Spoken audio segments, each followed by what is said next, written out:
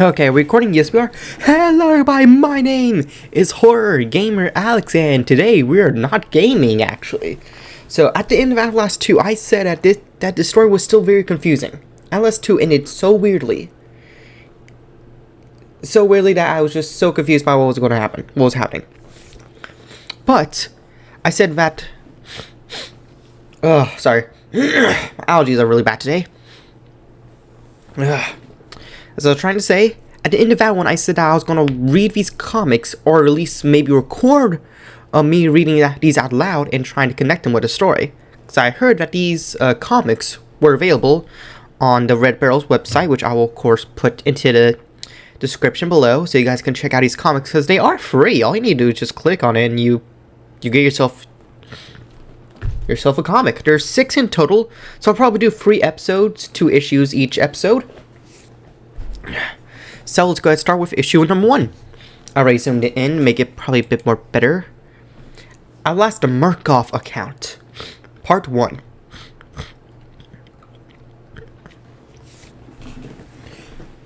Maybe I should zoom in a small bit more. Okay, just in case you guys want to read as well. The transnational Murkoff Corporation tirelessly pushes the frontier of scientific research and development. Partnering with the greatest minds of tomorrow, Murkoff expands the reach of every branch of scientific inquiry, including gene therapy, behavioral psychology, informational technology, and medicine. In event of mistake or oversight, the Murkoff Insurance Mitigation Department comes in to minimize economic fallout. Mitigation officers are damage control. They are not here to save lives or help people. They are here to make sure it doesn't cost the company any more than it has to. Yep. That sounds like Murkoff, alright. I'm guessing these are our characters. Give me a second, y'all. Okay, sorry about it, y'all. Okay, Paul Marion and Pauline Glick, Murkoff Insurance Mitigation Officers. Okay, so these are characters. FBI Field Office. Oh my god, is that blood? Look at all that money. Guns and ammo. Thump. Oh jeez, that's not good. Let me see your hands. I need to keep this hand on my face. Put your fucking hands up. Okay. I need you to... Oh shit. I need you to arrest me. Holy crap, I can still see out of that eye. How? Also, ow! Jesus! That's a start to a comic. Mr. Paul Marion, born in Cincinnati, passed the Ohio State Bar exam in 1987.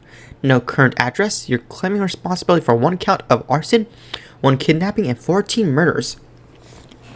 At least 14, there might be more. Yet there's no evidence for any of this. Of course not. That's my job. Murkoff Rehabilitation Center. I'm going to need a little help here. Happy to lend a hand. I hope, Miss Glick, you won't mind talking while you eat. The matter is urgent. Call me Pauline, please. And of course, we could talk while I eat. Where do you want to start? With the steak, please. No, I know what you meant. You want to know where to find Paul Marion before he does any more harm. Yes. More importantly, we need to minimize the fallout from what he's already done. Sounds familiar. More meat, please. We don't know how early his sabotage of the Murkoff Corporation began, so start at the beginning. The beginning would be 2008. As soon as we were partnered up, they started calling us the Pauls. Paul Marion and Pauline Glick. Hilarious. Do you remember the Hatbox murders? Of course. What's his name? The Egyptian guy killed all those veterans.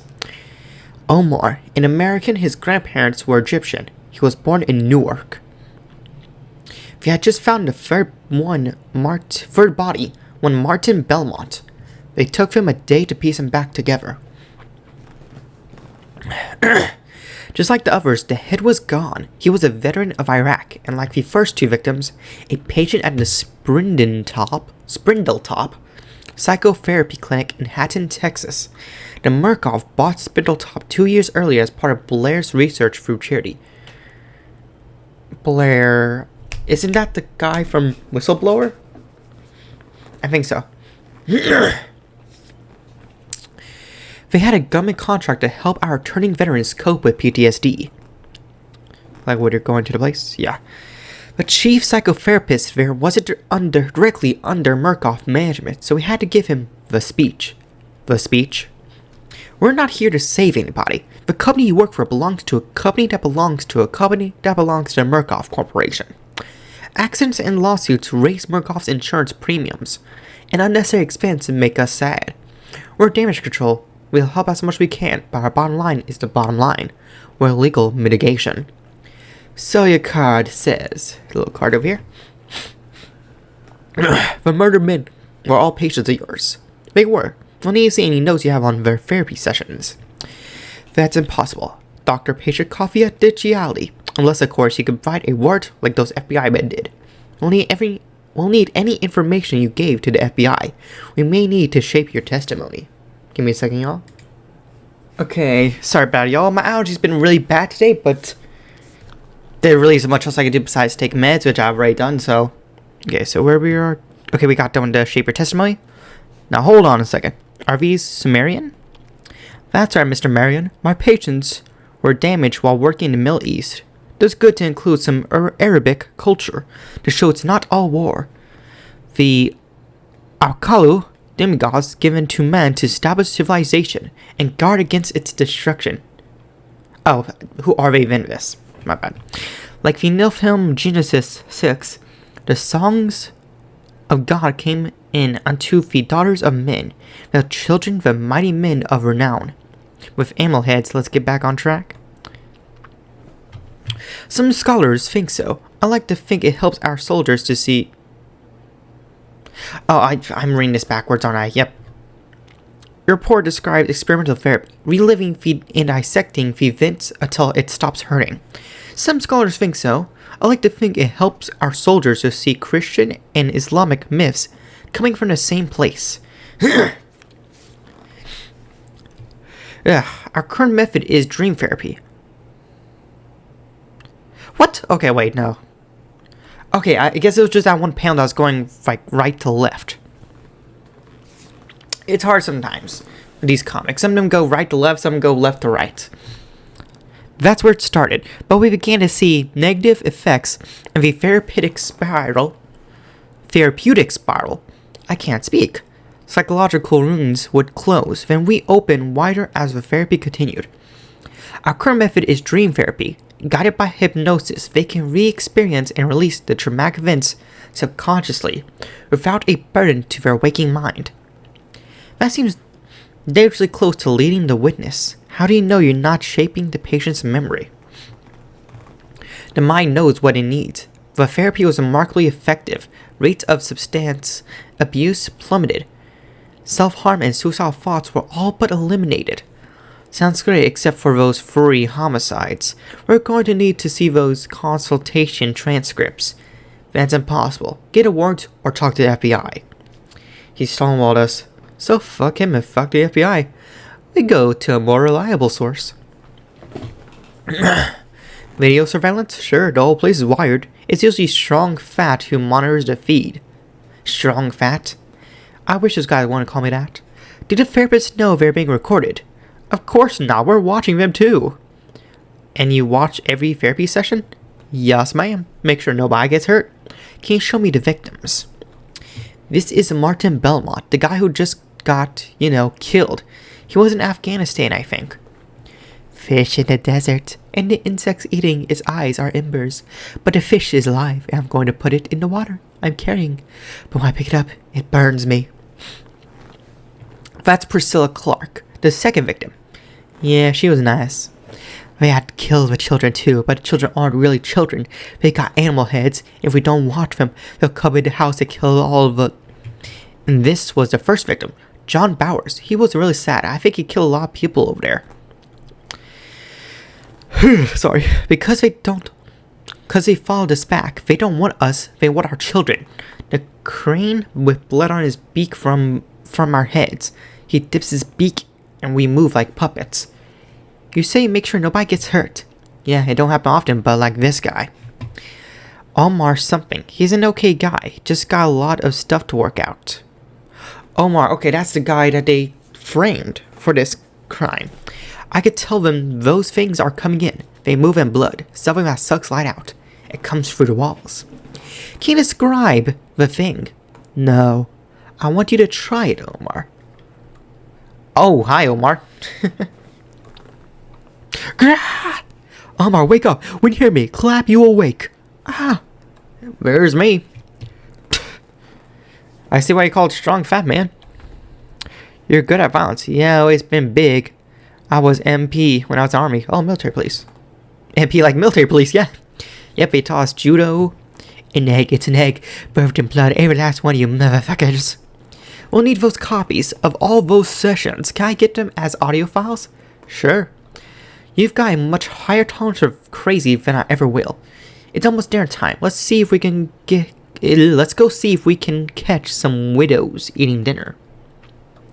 Damn. $10,000, but it's cash, which you can file as a reimbursement, meaning you won't be taxed on it. Damn. Murkoff knows what they're doing. Lord knows we need the money. By one bet a split nickel. That lawn jockey talking to the White House, don't take half of it. Yes, ma'am, our so-called government certainly is in a sorry state. Though if they're going to be evil, we can at least thank God they're idiots. Amen to that. The retroactive arbitration agreement was always Click's bag. She could have sold dog shit perfume if she wanted to. For $10,000, this woman gives us the chance at a lawsuit worth a couple million at least. The contract was a brilliant piece of legalese protected Murkoff entirely, without mentioning the company once. Okay, is this like a daughter or something? Sam, Mom, Dad has a beak? The Apkalu are in their heads. We need to go back to Dr. Claymore's. That was the thing about Paul Marion. He walked around with his head in the clouds, but he'd make these intuitive leaps even he couldn't explain. It was infuriating, but useful. At least until those intuitive leaps took him down a dangerous path. But I'm getting ahead of myself. We went back to Spindletop, where of course we found... Oh. I don't think Dr. Claymore is going to be of much use anymore. I don't think so either. The whole place is on video. We've got the killer. I'm going to stay here. Well, shit. Yeah, the whole place is broken up. What the hell happened? No video, the whole system got smashed to hell. Yeah, that makes sense. The killer's motivation was the... Oops. Was the culmination of all the separate sessions, and there was only 2 people who heard everything every patient said. Dr. Claymore and... Wait, Dr. Claymore and the fat man? I mean, strong fat. Is it strong fat? He's not home. Luckily, a well-dressed white woman has a key to every house in the world. It's like they're going 4 missing heads, 4 coolers, 4 directions on the compass. Of the compass, strong fat was in security. He was setting up a perimeter. I got Priscilla here, Bowers, Belmont, and a place he's keeping cool for Claymore. Meaning he'll be here soon. I'll call security team. Strong Fat still sleeps with his childhood stuffed animal. Why the killer's always angry toddlers? It's Pig. We might as well start using his real name. Shit's about to go on record. Fine then.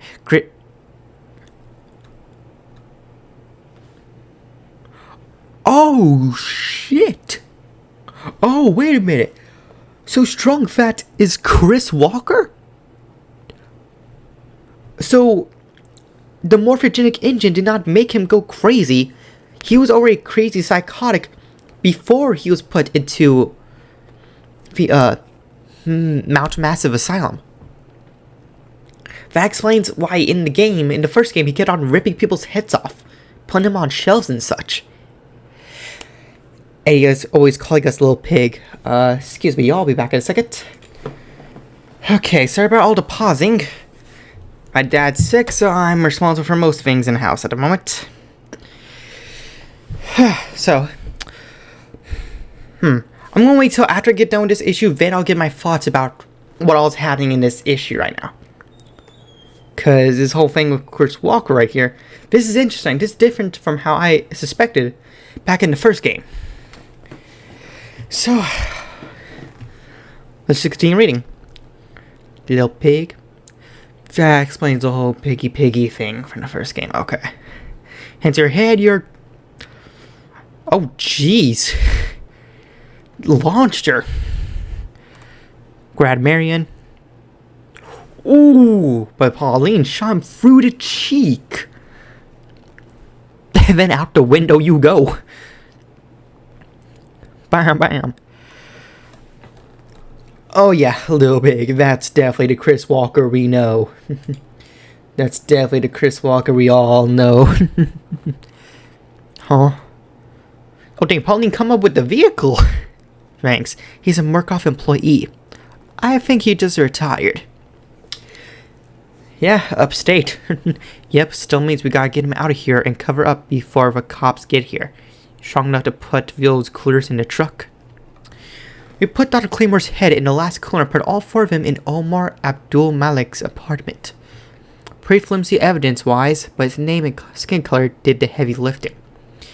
Omar Abdul Malik was innocent? Well, I don't know about innocent, but he didn't do the Hatbox murders. You seem ashamed. I am. So why did you do the work? Was the money that good? No, I mean, the money was great, but the reason I kept doing it. A big part of Murkoff's business in the modern world is pharmaceuticals and gene therapies. My daughter has the same blood disease that killed my wife. Extraordinarily rare and uncurable. But Murkoff had an experimental treatment commercially unavailable. As a Murkoff employee, I had privileged access. So as long as I kept my job, they would keep Alice alive. Huh, okay, that definitely explains a bit about you. So Omar Abdul gets charged with 4 murders, goes to Supermax for life. Chris Walker's not so lucky. Murkoff uses its employees like Indians use a buffalo carcass. Nothing's wasted. I'm sure they took good care of him. Yeah, they brought him to the Mount Massive Asylum. And that's where everything went wrong. That was just the thread that unraveled everything. Chris Walker led to Mount Massive, and from there, then the real opportunities presented themselves. Marion never found out about the technologies we were using at Spindletop. How much further we had gone at Mount Massive. It was almost sad. Marion still thought he was my partner, not my target. Mount Massive. End of Book 1. To be continued at last. Murkoff Account. Part 2. Okay, now that we finished Part 1, my thoughts on the comic. So this definitely obviously takes place before Outlast 1. I do like, I'll give a story about 2 Murkoff employees, Pauline and Paul. Paul definitely seems to have a bit more morals with the situations. Pauline, not entirely sure just yet. But biggest things that of this one is we saw my boy, where is he? Chris Walker. We got to find out a little bit more about him because we didn't get nearly enough information from the first game. Because originally I thought that the morphogenic engine experiments that were done on him was what made him go crazy and rip off people's heads. But turns out no, he was ripping off people's heads before he was even put into Mount Massive Asylum. And that's for the whole little piggy thing that I kept on repeating over and over in the first game. I thought he might have had trouble with authorities and such. But no, it's because his stuffed animal was a pig. Interesting. Also explains a bit more of his smile because he has a fucking gunshot through his cheeks. But it's not over there yet, because now that we're done with before Outlast 1, I'm guessing the next issue is going to take place probably either during or after Outlast 1. As I see right here, Mount Massive. So this one's definitely interesting. Good way to start this, and gives a good bit of lore involving one of the characters from the first game. But now, let's go on to issue 2 now. Oh, this already has a nice cover of, I guess, of Chris over here. But let's get into it. Zoom in. Is that the same zoom in? Yeah. Okay, yep, we see Chris, Pauline, and that's not Marion. I don't know who that is yet. The train's national... Oh wait, no, that's the thing we already read. That's always at the beginning of these. Okay. We need to operate the infection in that eye is remarkably aggressive. If we don't address it immediately, he could lose his vision, and likely some brain function. Sure, I can just hold on. How long will I be unconscious? 24 hours under full sedation. Probably another 36 of heavy pain medication. Ooh, that's death then. I don't mind losing brain function if it takes memories with it, but first I finish my story. Murkoff Rehabilitation Center. I hope you enjoyed it. We were under the impression you were going to tell us about Wayland Park, how we got to Peacock. If you guys don't remember, Wayland Park's the character we play as in Outlast Whistleblower DLC. He is the one who gave Miles Upshur that email saying that a Murkoff Corporation was corrupt, that they were doing bad things in the asylum. The things that kind of started off Outlast 1 and its DLC. And he's the only one who actually escaped from Mount Massive alive. Except for also Wave Rider / Miles Upshur, because he took his body. Nothing left but gristle and bone. Simon Peacock, of course. Can I ask, how high is your security clearance? Pretty high. We're both Alpha Gray. What would you say if I said Eskimo Reuben? Excuse me? Never mind. Simon Peacock is dead. Simon Peacock. That name is not familiar to me. Wayland Park's story gets us back to Mount Massive. From Anonymous. Human Resources. OSHA neglect at Mount Massive. 2012. October 4, 2012. 2012. This is still before Outlast 1 then, because Outlast 1 happened in like 2013, if I'm correct. I am writing to report security neglect at Mount Massive's Charitable Hospital Mount Massive Co. Cost-cutting and profit taking precedence over safety in a manner which endangers staff and patients both. It is hard to imagine conditions continuing in such a state without attention from OSHA, as both physical and digital security measures have been stripped from the facilities. Staff has been required to... This is not the same email that Wayland Park sent to Miles Upshur. This is a different one. Because the events in Atlas 1 are happening in 2013. And it was a completely different message. This one is different. This is a whole different whistleblower. But in a different way. Because this one is directed towards OSHA. Not Miles. Anonymous employee at Mount Massive complained to Human Resources about safety conditions at the hospital. Mary and I were sent in to find any potentially litigious dangers, or if they turned out to be false claims. Official Murkoff policy protects any employee filing a complaint. Unofficial policy is extreme prejudice, squeaky wheels, get greased. You don't mean kill, do you? Not often. Shame and ruination usually do the trick. Murkoff HR forwarded us the email that talk about OSHA potential litigation. I know a valid threat when I see one. Valid threats are my whole MO. Paul started looking through the logs, but whoever posted the complaints had covered their tracks. I got curious about what Murkoff was so intent on hiding. I'm going to have a look around. Scanning. Clearance. 122 feet down. Impressive, might Chris Walker. Jeremy Blair. He's the guy who was kind of like the executive over there at the Mount Massive. Yeah, executive vice president of global project development. Yeah, he was there during the whole incident at Mount Massive Asylum. He was the one who tried to kill Wayland Park at the end of the DLC, but instead he was killed by a Wave Rider. And you're Pauline Glick, Insurance Mitigation Department.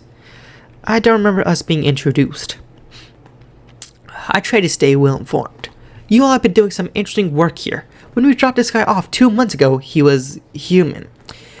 Yes, human, not so precise a term as it used to be. Where's your partner? He doesn't have the clearance to be down here. Huh.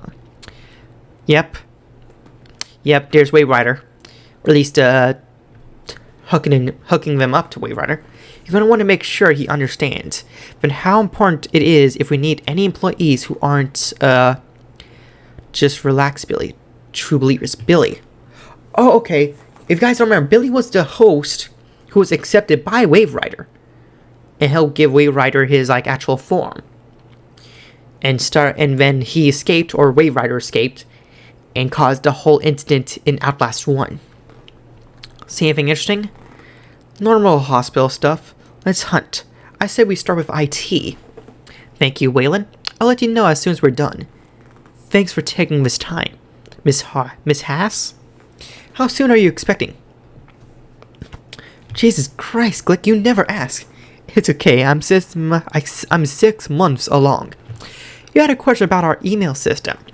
The email was sent through an onion router, bounced through several undexed servers. I'm sure you can imagine Murkoff's rigor concerning digital security. Anybody with access to deep web resources would have to be from corporate. Who runs corporate for Mount Massive? I'd start with the head of biz development, Rick Traeger. Oh, this just got interesting. If you guys don't remember, Rick Traeger is Dr. That has to be Dr. Traeger. Dr. Traeger was the doctor guy with the apron and the giant scissors, who we crushed using the elevator doors in the first game. I'm happy to help. I'm a team player. I want you guys on Team Rick. You're Rick Traeger? Jesus, you... Ooh. The morphogenic engine really did a number on you, man. I mean, you actually have hair. You guys want coffee or some kind of fancy wop drink? I can say that because I'm Italian on my mother's side. I'm going to have a coffee. Dennis, be a buddy and bring us some coffees. Thanks, Mr. Traeger, but this complaint, IT is saying it would have to come from corporate. Yeah, this is definitely Dr. Traeger from the first game. Except his skin is not scarred, he's not naked wearing an apron, and he does have a giant pair of scissors. Corporate, from Latin corpus, also the root of corpse, because a corporation is a body, and any weakness is a wound to that body. That must be staunched, cauterized if necessary. I couldn't agree more. Well, you certainly look like you know how to take care of your body. Let's stay on topic. Yep, okay. So he's one of those kind of people, huh? Of course, let me ask you this. How would anybody in my department make money sending vaguely threatening emails about my department performing poorly? How much have you cut the security budget? My job is minimizing expense. I'm sure you two can relate. And nothing's like as expensive as security. I mean, don't get me wrong, I never metadata I didn't like. Met a date I didn't like. Yep, even he's groaning. God, that was horrible. Huh. Wait a minute, so him minimizing security, could that also have been one of the reasons why Outlast 1 happened? Why Wave Rider broke out and started the whole riot? But sometimes you gotta make cuts. I create efficiencies that make us all safer. Security changes, but the times. Money will always be money. Interesting. Scribble, scribble. This guy's dirty as hobo shit. I like you, Marion. I like you, Paul. Coffee. Thank you, dear. You're expecting as well? What? I'm not... You think I'm pregnant? Oh, shit. I'm sorry. God damn it. Damn, Paul. Damn. You fucked up there. Oh, man, you fucked up. Mr. Traeger, forgive me for being forward, but I've never been to this part of Colorado before, and I'd love somebody to show me around. You're saying? Well, do you have dinner with me tonight? I'll put up with that smug asshole for 3 courses and a bottle of wine. And Daddy said, buddy, don't go to medical school. Doctors are on the wrong side of litigation. Of course, he was right. I've sued more. Before he finally invited me back to his place, I turned down cocaine, so he offers me scotch. Is an Islay 27-year-old, a gift from the head of Murkoff Global HR. How many fingers? You mentioned you have a wine cellar. I wouldn't mind something red. Finally, I bought myself a chance to snoop. Ah, okay. I found his internet password, his coke stash, his dirty magazines, and a pamphlet for an abortion clinic. A Chateau Gibelet, 1953, old Rick delivers every time. Can I ask, do you have a girlfriend? I'm afraid not. I'm a team of one, as they say. 20 minutes go by, and he never makes a move. I think he was just getting off just hearing himself talk. and then I recognized the bitter undertaste. Oh, he roofied her drink. Son of a bitch. You want to finish my drink for me, honey? Oh! Damn, aim right at the dick. Rohypnol, really? Oh, Rohypnol. Oh, Rohypnol is a drug. Try to roofie her. I needed to win. Drink it or lose your balls. I don't care. Now sleep. My partner calling. Hold on. What is it, Dad? I need you to pick me up. He roofied me. Holy shit, are you okay? I'm gonna be. Oh, yeah. You are coked up, my dear. You are very much coked up. I'm great. And my asshole sleepy. Don't worry about him. I found this abortion clinic pamphlet, so let's go talk to the pregnant lady. I'll tell you all about it in the car.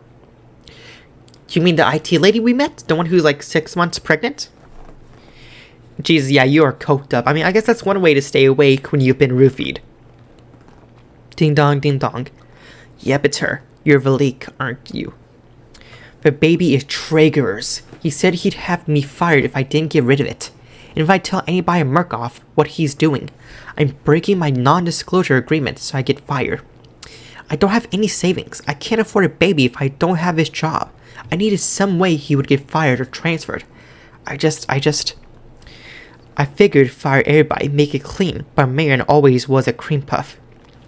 We worked out a severance package for Michelle in exchange for her silence.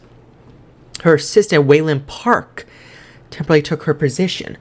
We all know how that worked out. Yeah, he became the whistleblower in the DLC. Okay, so that explains a little bit of the backstory involving Waylon Park. And also Dr. Traeger. She told him everything. Human Resources shredded all records. Destroyed all her security clearances. She was done at Murkoff, which I count as a blessing, and she still had her baby. Lying bitches, both of them. You're too late, Rick. They know everything. You can't prove anything you can't. You don't have proof. Oh my god. This is very graphic. Yeah, they straight up grabbed him. Ooh, Mary got stabbed in the leg over there. Dang, Pauline just slammed what? Oh, bruh. Put his hair in the shredder and it ripped his hair off his scalp. Okay. That explains why his hair was like that back in the Outlast 1 game. I thought it might have been effects caused by the morphogenic engine. But no, he got his hair ripped from the scalp. Ooh, he deserved it. But man, is that gruesome. I think it's good to find small moments of pleasure in your work. What about the baby? Yeah, there's the rub. We got her stabilized and took her to a real hospital. She's not pregnant, she never was. What? It was a psychosomatic pregnancy, and she wasn't the only one. 1 in 3 women in the Mount Massive facility was experiencing phantom symptoms of pregnancy. A side effect of the experiments in the basement. Oh. Okay. It's obviously a huge litigation risk. Every woman in the facility would have grounds for a multi-million-dollar suit. We had to shut it down. Until... Let me interrupt you, Eskimo Reuben. What? Could you excuse us, Marion? We have to discuss something above your clearance. Once Paul was gone, Jeremy Blair showed me the projected profits for Project Wallrider. It was mind-boggling phenomenal. All female employees were assigned to other facilities. The experiments continued. I was the last woman in the building. There was one last thing I had to see before I left. It's not my fault. Don't put me in. You can't. I'm a Murkoff executive. I'm one of you. Please, I'm not a bad guy. It's not my fault. Of course not your fault, Rick. You're not evil. You're sick. You're very good at your job. Thank you. Have a drink with me tonight. No. I don't eat where I hunt. End of book 2. Okay.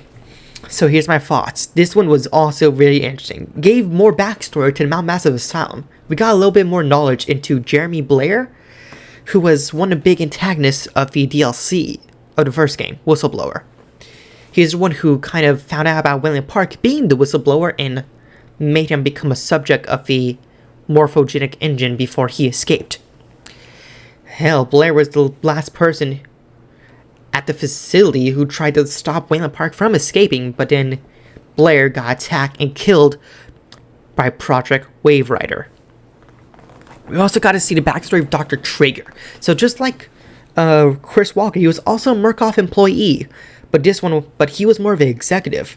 He was definitely sick, demented. I do like the whole thing about the hair. How it basically got shredded off his scalp. I do like that. And well, decided to get rid of him by implementing him as part of the Project Wave Rider.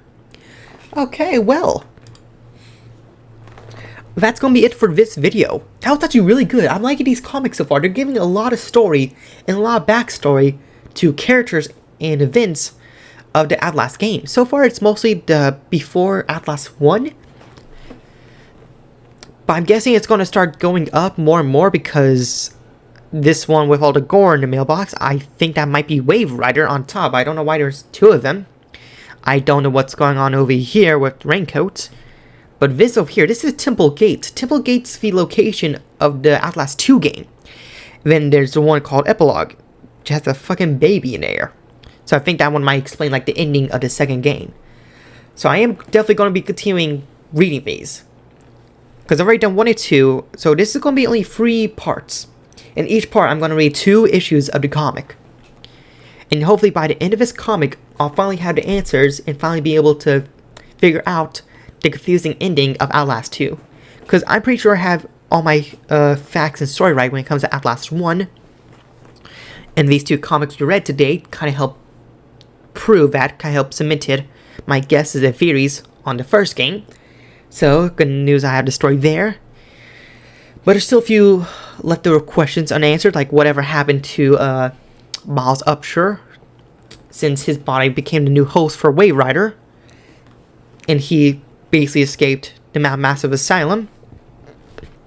And of course, also Wayland Park, because he also escaped. Him and Miles were the only ones who escaped the asylum. Everyone else, dead. And then, of course, Outlast 2, which was very confusing, which I hope these comics will help explain those, which I think they probably will. But for now, thank you guys so much for watching. If you guys want to check out, read the comics for yourself, all you have to do is go to redbarrelsgames.com. They have the comics here for free. You just click them and read them. But of course, I will also put their link for this in the description down below. So I do recommend checking these out. These are good comics. I definitely like them a lot. But till then, I will see you guys next video. Don't forget to like, comment, and subscribe. And if you guys have any gaming recommendations at all, do leave in the comments down below. Well, have a nice rest of your day. Stay awesome.